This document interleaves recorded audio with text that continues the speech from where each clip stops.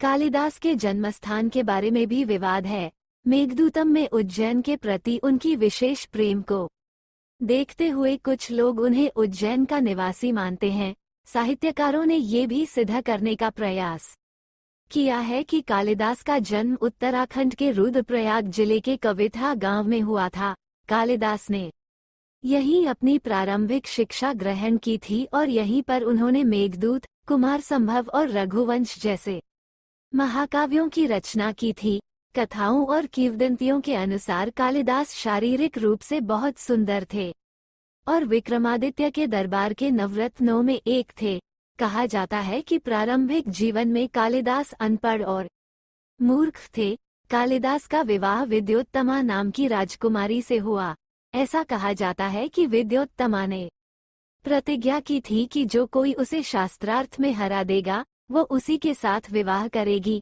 जब विद्योत्तमा ने शास्त्रार्थ में सभी विद्वानों को हरा दिया तो हार को अपमान समझकर कुछ विद्वानों ने बदला लेने के लिए विद्योत्तमा का विवाह महामूर्ख व्यक्ति के साथ कराने का निश्चय किया। चलते चलते उन्हें एक वृक्ष दिखाई दिया जहां पर एक व्यक्ति जिस डाल पर बैठा था उसी को काट रहा था। उन्होंने सोचा कि इससे बड़ा मूर्ख तो कोई मिलेगा ही नहीं। उन्होंने उसे राजकुमारी से विवाह का प्रलोभन देकर नीचे उतारा और कहा, मौन धारण कर लो और जो हम कहेंगे बस वही करना।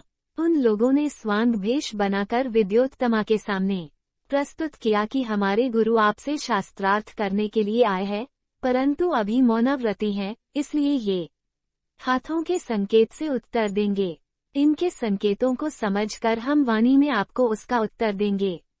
शास्त्रार्थ प्रारंभ हुआ। विद्योत्तमा मौन शब्दावली में गूढ़ प्रश्न पूछती थी, जिसे कालिदास अपनी बुद्धि से मौन संकेतों से ही जवाब दे देते थे।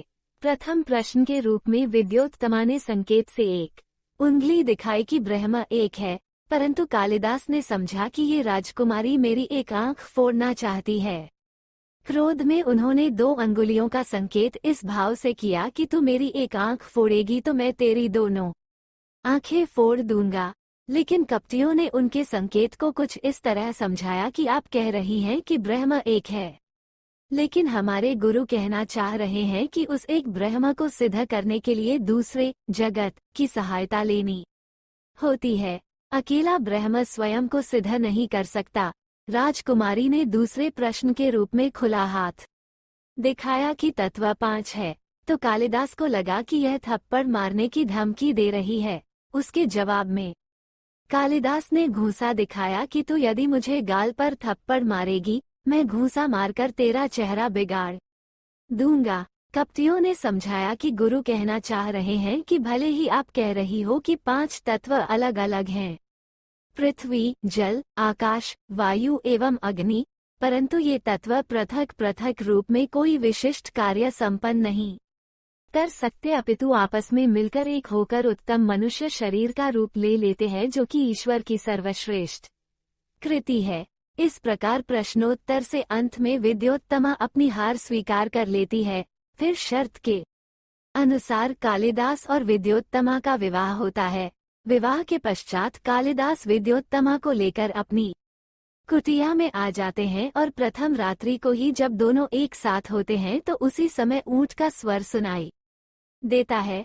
विद्योत्तमा संस्कृत में पूछती है कि मेतत, परंतु कालिदास संस्कृत जानते नहीं थे, इसीलिए उनके मुंह से निकल गया ऊट। उस समय विद्योत्तमा को पता चल जाता है कि कालिदास अनपढ़ हैं। उसने कालिदास को धिक्कारा और यह कहकर घर से निकाल दिया कि सच्चे विद्वान बने बिना घर वापस नहीं आना। कालिदास ने सच्चे मन से काली देवी की आराधना की और उनके आशीर्वाद से वे ज्ञानी और धनवान बन गए।